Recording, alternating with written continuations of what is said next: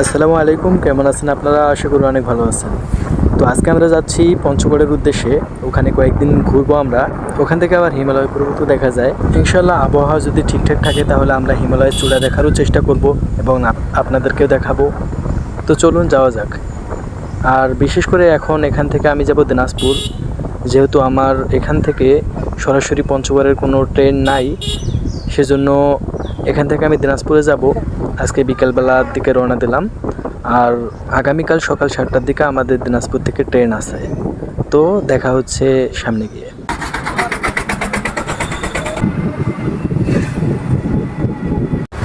এখন আমি বর্তমান আছি ফুলবাড়িতে। এটা হচ্ছে আমার ফুলবাড়ি শহর। আর এখান থেকে সামনে গিয়ে আমি বাস ধরবো। আর রাস্তা দেখতে পাচ্ছেন জ্যাম কত।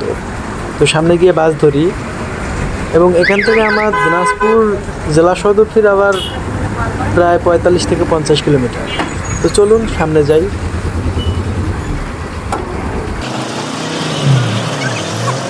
দিনাজপুর পৌঁছানোর 24 ঘন্টা পর। তো গতকাল বিকেলবেলা এসে এখানে ছিলাম এক রাত।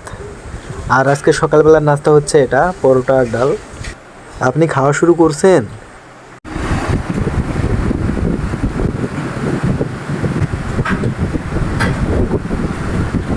আমি বর্তমান আছি দিনাজপুরের যে রেলওয়ে স্টেশন আছে এখানে।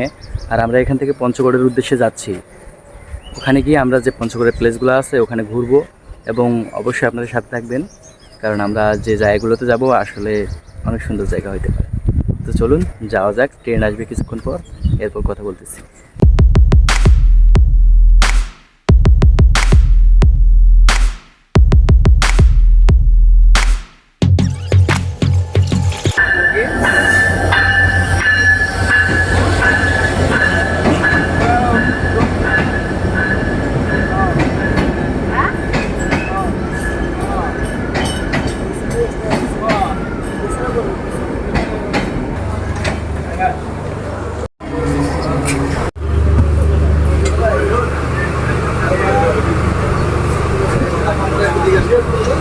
এখন আমরা আছি ট্রেনের ভিতরে, আর বাইরের দৃশ্যটা একবার দেখেন। মেঘলা আকাশ আর হচ্ছে বৃষ্টি আসবে এইরকম মুহূর্ত, কত সুন্দর লাগতেছে।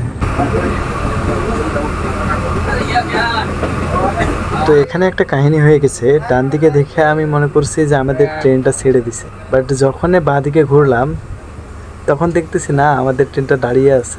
আর ডান দিকের ট্রেন আরেকটা ছিল, ওটা ছেড়ে দিছে। তো কনফিউজ হয়ে গেছিলাম এখানে।